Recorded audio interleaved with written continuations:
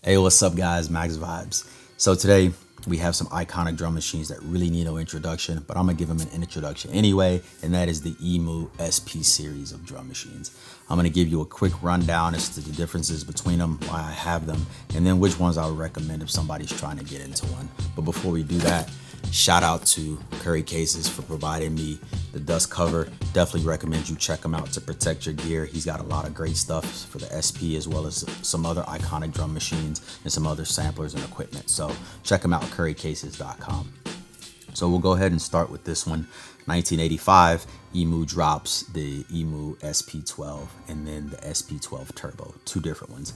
The reason why mine looks different is because the original SP-12 Turbo, which is this one that I bought 22 years ago, was completely trashed and beat up. The face was scratched, was missing half the paint.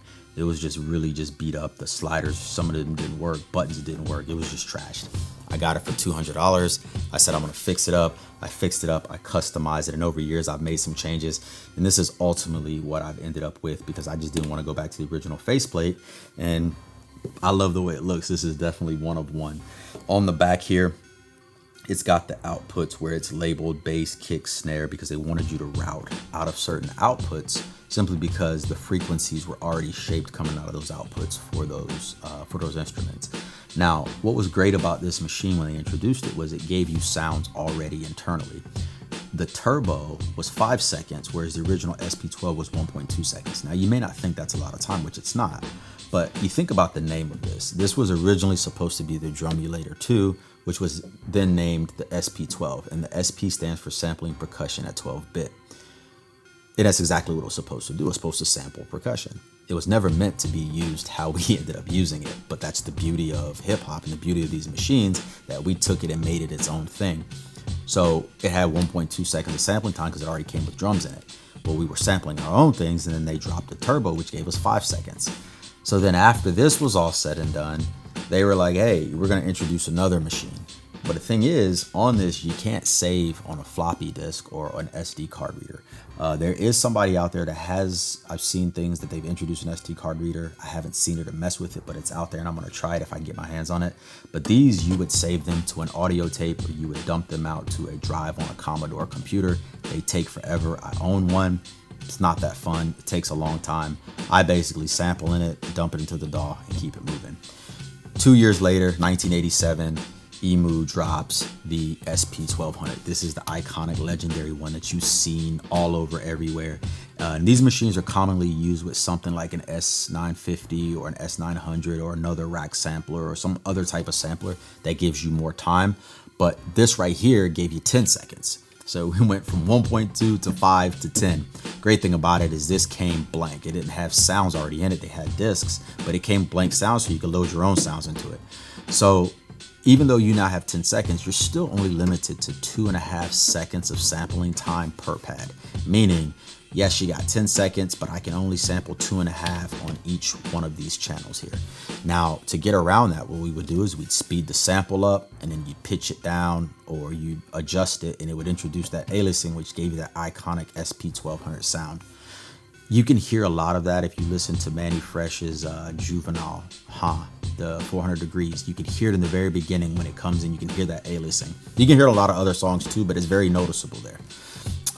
This one right here also introduced the storage media for the floppy drives. Floppy drives are notoriously known for having issues. I've upgraded this one to an a USB card reader, but on the back here, they don't have it labeled for the outputs in terms of what should go there.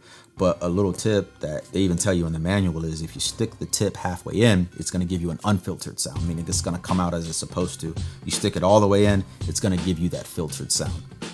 And based off what sound you want dictates what drum you route to it. Again, iconic drum machine, and it's just well known. A lot of hits were made on it. This one right here is very special to me because it was given to me by a friend of mine who helped me get into music production.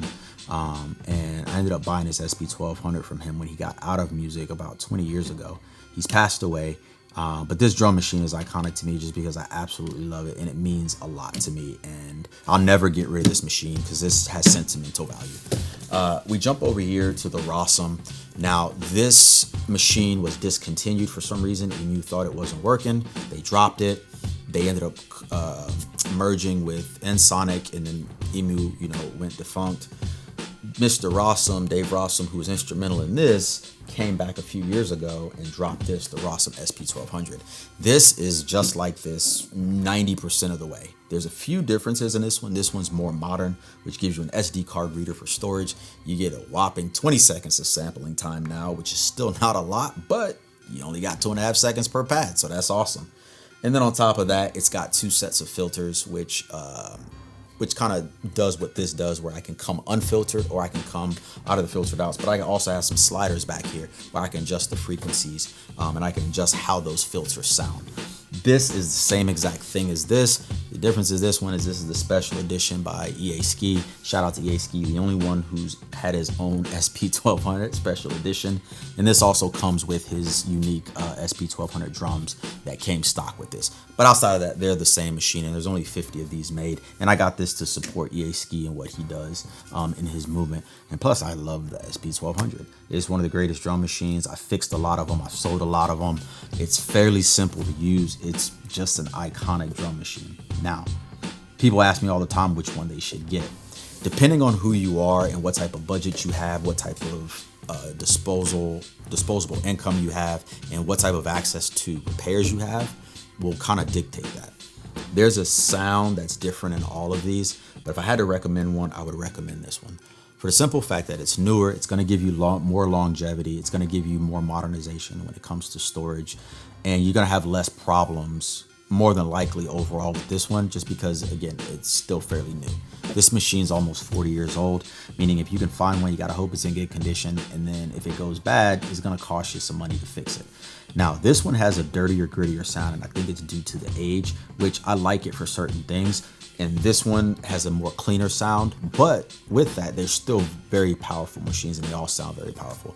I wouldn't recommend this one unless you have the money to get one and you're just gonna sample into it, dump it into the DAW and move on, just because it's hard to save. And it's just a pain, but I love how it sounds.